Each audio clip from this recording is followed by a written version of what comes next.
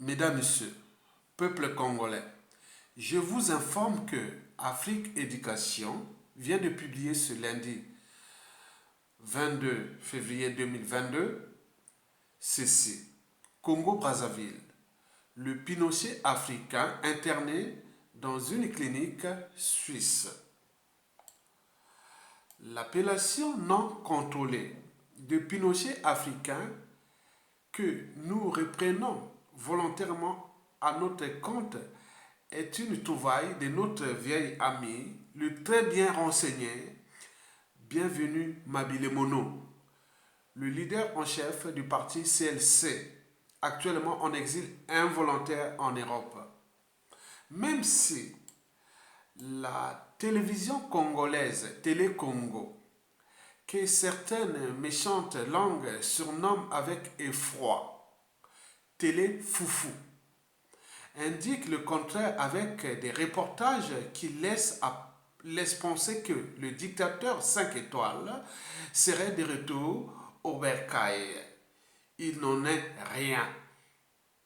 Au lendemain du sommet Afrique-Europe des 17 et 18 février à Bruxelles, il a pris la destination de la Suisse.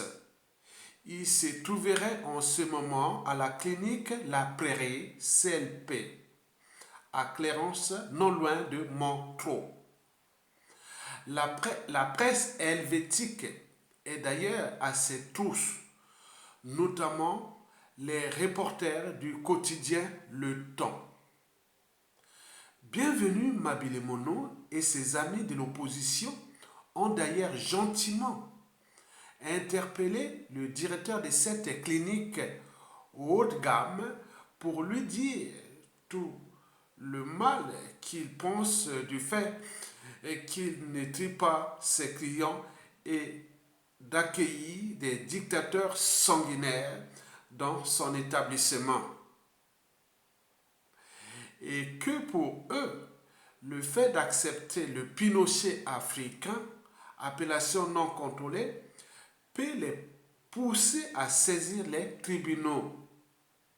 Cet avertissement est forcément valable pour la prochaine fois, sauf si le dictateur se déporte en Espagne ou au Maroc, pas en France, où le comité d'accueil est très dissuasif. Précisons que, contrairement à certains dictateurs qui refusent de se soigner dans leur pays, alors que les plateaux techniques des hôpitaux locaux sont acceptables, mais qui rechignent à le faire pour que leur dossier médical ne se retrouve pas dans la presse et dans les réseaux sociaux. Le Congo-Brazzaville, lui, malgré son pétrole, ne dispose d'aucune structure médicale digne de ce nom. Un quart de siècle après le retour au pouvoir par les orgues de Staline, du dictateur 5 étoiles, le Pinochet africain. Il y a donc lieu de se demander où va l'argent du pétrole de ce pays où l'eau et l'électricité manquent cruellement, coupure est incessante, alors que le fleuve Congo qui balaie Brazzaville est le cours d'eau le plus puissant du bassin du Congo, comparaison à aucune avec le Bangui et les Bangui en Centrafrique et ou la Sanaga au Cameroun. Fait de l'article. Et je vous mettrai d'ailleurs le lien en bas de l'article. Bon, c'est quand même bizarre. Nous avons subi ça. Nous avons subi ça parce que le dictateur a profité du sommet Union africaine, Union européenne pour aller se faire une santé. Et après, il va repartir pour aller continuer son sale boulot contre ce peuple, contre ce pays. On ne sait pas pourquoi on a construit tous ces hôpitaux généraux qu'il a construits là. À quoi ça sert? Même à Oyo, chez lui là-bas. Il vient là, il s'est soigné là-bas. Il faut se dire que simplement pour une hospitalisation, il faut au minimum, hein, soyons modestes, une simple hospitalisation, soyons modestes, c'est au moins 15 000 euros par jour. 15 000 euros par jour. 15 000 euros par jour, c'est combien? C'est pas de 10 millions de francs CFA par jour. Là, on l'a vu dernièrement, c'était le 18, 17 ou 18, mais après le 19, on l'a plus vu. Donc le 19, le 20, le 21, le 22, donc cela fait déjà 4 jours qu'il est là-bas. Donc là, il a déjà au moins dépensé déjà plus de 60 000 dollars ou 60 000 euros. Donc, d'ici son retour, il va certainement dépenser l'argent des Congolais là-bas pour sa santé. Il va dépenser combien?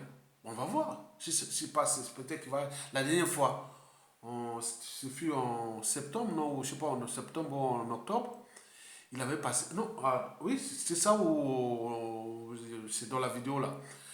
Il avait passé au moins un mois. Donc, un mois, donc multiplier 15 000 euros ou dollars, multiplié par 30 jours, ça fait beaucoup pour un peuple qui est par terre. Donc, son séjour médical là pose bien des problématiques à la fois morales et politiques aussi.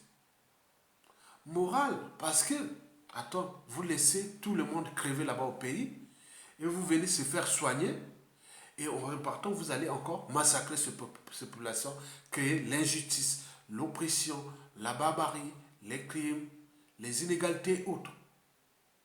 Vous imaginez. Bon, beaucoup m'ont demandé, bon, ben, est-ce que les Congolais peuvent aller déjà en Suisse là-bas comme l'ont fait les Camerounais? Bon, c'est tous les questionnements. Déjà, les juristes congolais devaient mettre, je ne sais pas, il y a des procédures comme ça. Là, nous faisons ce travail-là avec le colonel Bienvenu Mabile Mono. En plus, nous avions un procès France-Afrique qui va commencer le 10 novembre 2022. Où, soi-disant que Mokoko aurait tenté d'un coup d'État contre Sassou Nguesso. Quand Mokoko a gagné les élections de 2016, on l'avait emprisonné. Maintenant, il voulait faire un coup d'État depuis les Gabon. Mais cette affaire-là que nous allons passer, moi je ne sais pas si la justice française va déjà convoquer, aller interroger le général Jean-Marie Michel Mokoko, Jean-Dominique Okemba, Denis Sassou Nguesso, Frédéric Bongo, le patron des services secrets gabonais, même Ali Bongo et tout ce monde-là. Mais là, nous, moi et Mabile Mono, on va être face à face avec Bernard Soisseni, l'ancien patron du renseignement intérieur français, qui nous a tenté en justice pour diffamation. Alors que ce même procès, hein, cette affaire-là de coup d'État de Mokoko, pendant le procès salinien de 2018 contre Mokoko, ils n'ont même pas tenu compte. Donc Sassou Nguesso crée des inégalités, fait souffrir les Congolais sur différentes échelles. Au pays comme ici, il vient se soigner, il va repartir là-bas pour créer ces inégalités. Donc le peuple se libère. Regardez ce que Sassou Nguesso fait là. Regardez le corps de Guy Brice Papfé là. Il est parti de Brazzaville jusqu'à, soi-disant, à Djamena. Il traînait à Djamena, puis à Alger ou en Algérie. Après, il s'est retrouvé au Bourget. Il a dit, ah, on fait ceci. Mais lui, c'est lui qui a le droit de vie et de mort sur les autres. Il vient se soigner, c'est les dieux. C'est vraiment, je vous dis, hein, faites la lecture de l'après-dictature de Denis Sassou Nguesso. le revers sera amer. Non, fais le travail de citoyenneté. Parce qu'on a des droits et des devoirs de combattre l'injustice, l'oppression et la barbarie. Là, c'est vraiment, on est au cœur des inégalités. Sassou, déjà en 40 ans de dictature, a détruit tout le système éducatif. Le système, comment on appelle, hospitalier. Autre. Attendez, je vais prendre un livre là, que le docteur, un cousin à moi, a écrit. Ça, attends.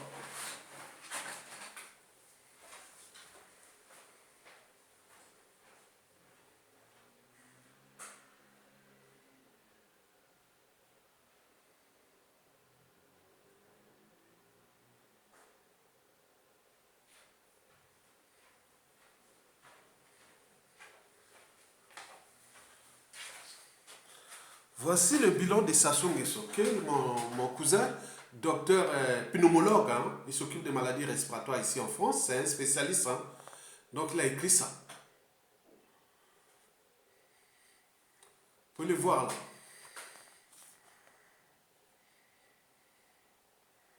Je crois que si on peut le lire, on peut lire là, je ne sais pas si on peut lire.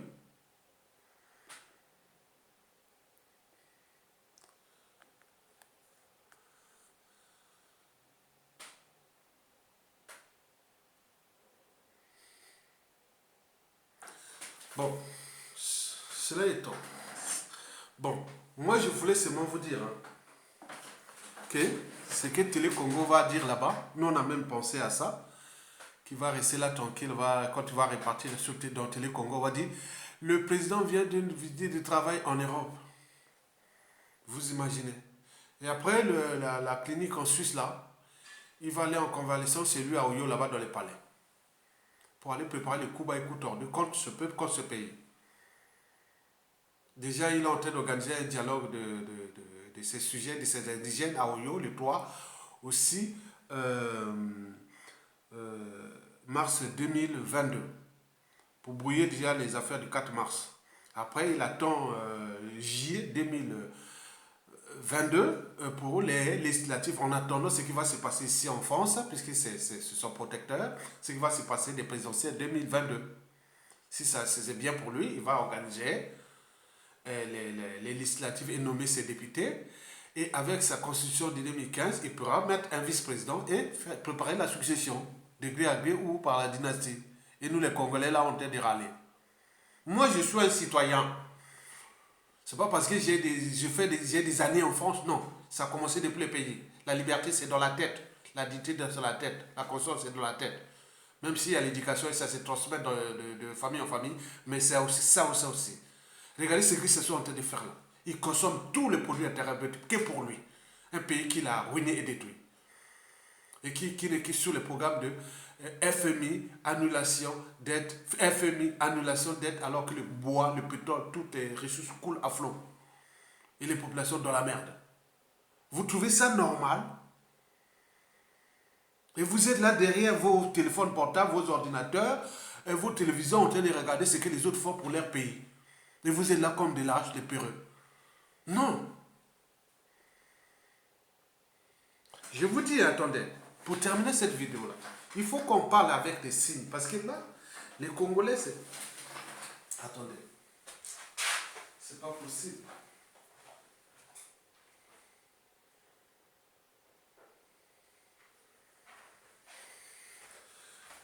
Vous attaquez souvent la diaspora. Regardez l'œuf. L'œuf, quand il est brisé de l'extérieur, la vie s'arrête. On en a fait chez nous en 1997. L'œuf Congo fut brisé de l'extérieur. Et qu'est-ce qu'on en a fait? Les omelettes. Ils sont en train de consommer jusqu'à présent. Ils ont ruiné ce pays. Par contre, quand l'œuf est brisé de l'intérieur, la vie commence. Les bonnes choses donc arrivent de l'intérieur. Nous faisons que nous, la diaspora, on n'est ni un contre-pouvoir, ni un pouvoir. Non, on ne fait que on fait partie des moyens de pression extérieure. Bougez-vous au pays, bougez-vous. Bougez-vous. Vous avez au moins un cerveau, des bras, des mains, oui, descendez ce monsieur-là, on récupère notre pays. C'est pas possible. Il se soigne là tranquillement ici en Suisse. Hein. Je suis ici à Paris. Moi, je suis d'ici la Suisse, c'est pas loin. Hein. Pour les autoroutes, tu arrives là où les trains, voilà. Il est là, quelque part là. C'est pas possible. Donc, brisons l'œuf Congo de l'intérieur pour que la bonne vie commence. Donc, battez-vous à l'intérieur. Donc, Sassou va tomber, il doit tomber. Mais prenez conscience que nous avions un bien commun, le Congo. On ne va pas les laisser fracasser par un seul individu qui fait qu'à sa tête. Il vient se soigner ici et faire une santé et repartir. Brisons l'œuf Congo de l'intérieur pour que la bonne chose arrive. Nous avons des ressources humaines. Oh là là là. Il y a des intelligences congolaises ici dans la diaspora, que ce soit au Canada ou aux États-Unis, en Europe ici, en Afrique, en Asie et partout, on a des cerveaux. Au pays, il nous manque le cadre. Le cadre, il faut que ça se dégage pour que ces intelligences-là prennent le contrôle. Ces intelligences-là sont civiles, politiques et militaires. Ils vont prendre le contrôle du pays et réparer ce pays. Donc, battons-nous pour les faire partir. Les neurotropicales. Ces individus-là qu'on ne rencontre qu'une fois tous les 2000 ans dans une nation ou société donnée, ils seront toujours au service du crime, de l'injustice, de l'oppression et de la barbarie. Ça se prend du plaisir d'aller se soigner là-bas. Hein. C'est un pervers narcissique qui prend du plaisir d'aller se soigner là-bas et laisser les Congolais dans la souffrance, dans la misère, dans la galère. Il prend du plaisir de voir les Mokoko et tout ce monde en prison qui crèvent là-bas. Et que lui, il va se soigner là comme un Dieu. Et là, c'est à cause de qui? C'est à notre lâcheté collective. Point barre. Le peuple se libère. Seule la lutte libère. Parce que sans lutte, il n'y a pas de liberté ni de la dignité d'un peuple. Sans lutte, il n'y a pas de respect du but même de la condition humaine, sociale, même existentielle d'un peuple. Sans lutte, il n'y a pas de justice rendue à un peuple. Sans lutte, il n'y a pas de paix. Et encore moins de progrès d'un peuple. Donc, seule la lutte libère. Nous sommes en présence de l'ogre de la Lima, des bords de la Lima. Il a laissé derrière lui, sur les routes du Congo, qu'il y ait des cadavres de tout âge. Et vous êtes là en train de glander? Non. Si vous ne savez pas se rebeller, bon ben, allez, mourrez comme des indigènes. Alors, prenons notre responsabilité de peuple. Notre pouvoir de peuple, il doit tomber. Pour que nous rentrions dans une transition politique, consensuelle, civile et militaire pour réparer ce pays-là. Alors, prenons-en conscience du bien commun. Merci beaucoup. À bientôt.